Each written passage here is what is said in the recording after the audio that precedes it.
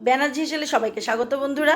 জন্মাষ্টমীর উপলক্ষে গোপালের সেবায় নাড়ু কিভাবে তৈরি করব সেটাই একবার রেসিপিটি স্কিপ না করে দেখতে থাকো। চলো কী কী প্রয়োজন লাগছে দেখে নাও। এখানে আমি 4টে মতো নারকোল কুড়ে নিয়েছি। সম্পূর্ণ 4টে নারকোল এরকম কুড়ে রেখে দিয়েছি। মিক্সিং একটা কন্টেনার নিয়ে নিয়েছি আর দিয়ে দিচ্ছি এরকম সাইজের কাপের 7 কাপ মতন আমার কিন্তু নারকেল কোড়াটা হয়েছে। 7 কাপ। এই কাপটা কিন্তু খুব ইম্পর্টেন্ট বন্ধুরা, কারণ চিনি মেশানোর জন্য এই কাপের মাপটা খুব প্রয়োজন। এখানেও দিয়ে দিলাম টোটাল 7 কাপ মতন আমার কিন্তু নারকেল কোড়াটা হয়েছে। আমি এখানে 3টে মতো নারকেল কুড়িয়েছিলাম। এইবার জল ছাড়া একটু মিক্সিতে পেস্ট করে নেব, কী হবে নাড়ুটা মোলায়েম হবে। 7 কাপ নারকেল কিন্তু একদম মিক্সিতে পেস্ট করে নিয়েছি জল ছাড়া। দেখো কত মোলায়েম ঝুরঝুরে হয়েছে, একদম মোলায়েম হয়েছে।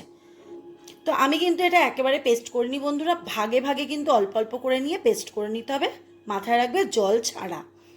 বোঝা গেল? এবারে একটা অ্যালুমিনিয়ামের কড়া লাগবে। আমি একটা সিলভারের কড়াই নিয়ে নিয়েছি, এটা কিন্তু সিলভারের কড়াতেই করতে হবে। এবারে চিনির রেশিওটা যেন ঠিকঠাক হয় সেটা একবার মন দিয়ে ভিডিওটা স্কিপ না করে দেখবে। এখানে মাপ হচ্ছে 3 কাপ যদি নারকেল কোড়া হয় তাহলে 1.5 কাপ চিনি হবে। তাহলে এখানে 7 কাপ রয়েছে নারকেল কোড়া, তাহলে আমি চিনিটা কত দেব? 7 কাপ নারকেল কোড়া আছে বলে আমি এখানে কিন্তু 3.5 কাপ মতন চিনি নিয়েছি। যেই কাপ মেপে নারকেল কোড়া নিয়েছি সেই কাপ মেপেই কিন্তু চিনিটা নিয়েছি। আর মাথায় রাখতে হবে আমি কিন্তু এটা গ্যাসের ওভেনে এখনো পর্যন্ত নিয়ে যাইনি। এইবারে সম্পূর্ণ মিশ্রণটা কিন্তু ভালো করে হাত দিয়ে মাখিয়ে নিতে হবে। চিনির রেশিওটা যদি ঠিকঠাক না থাকে তাহলে কিন্তু নারকেলটা শক্ত হয়ে যেতে পারে অথবা ঝুরঝুরে হয়ে যেতে পারে, তাই চিনির মাপটা এখানে খুব ইম্পর্টেন্ট। তো আমি এখানে খুব ভালো করে মাখিয়ে নেব।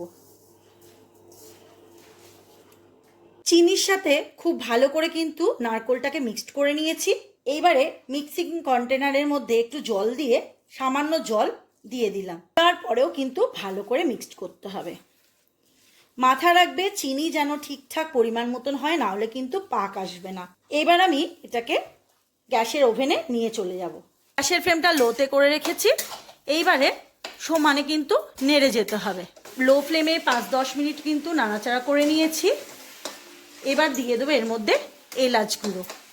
এখানে 4টি মতন এলাচ একটু ফাটিয়ে নিয়ে দিয়ে দিলাম। দিয়ে আবারও ভালো করে নাড়াচাড়া করতে থাকবো। গ্যাসের ফ্লেমটা কিন্তু কোনোভাবেই কিন্তু হাই ফ্লেমে করা যাবে না, লো ফ্লেমেই রাখতে হবে।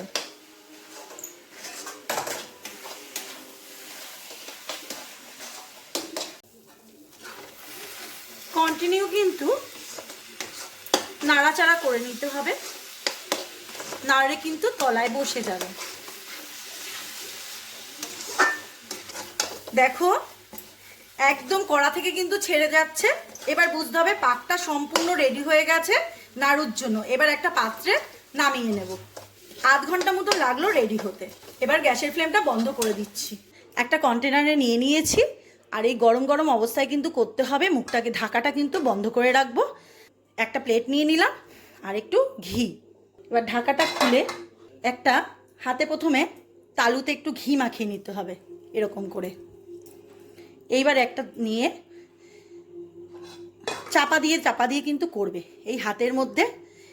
দেখো আমার কিন্তু নাড়ুটা রেডি হয়ে গেল।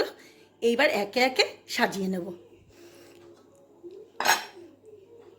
হাতে তো ঘি মাখানোই আছে, আবারও একটা নিয়ে নিলাম এরকম সাইজের। গোল করে নেব একটু হাতের মধ্যে একটু গোল করে নেব। নিয়ে দেখো আবারও রেডি করে নিলাম। তো একে একে রেডি করে নেব নাড়ুগুলো। রেডি হয়ে গেল চিনির নাড়ু। তো তোমরাও কিন্তু বাড়িতে ঠিক এই প্রসেসেই তৈরি করবে, দেখবে খেতে কিন্তু খুব টেস্টি হবে। যদি ভিডিওটি দেখে ভালো লেগে থাকে লাইক, শেয়ার, কমেন্ট আর সাবস্ক্রাইব করার অনুরোধ রইল। আজকের মতন ভিডিও এখানেই শেষ করছি।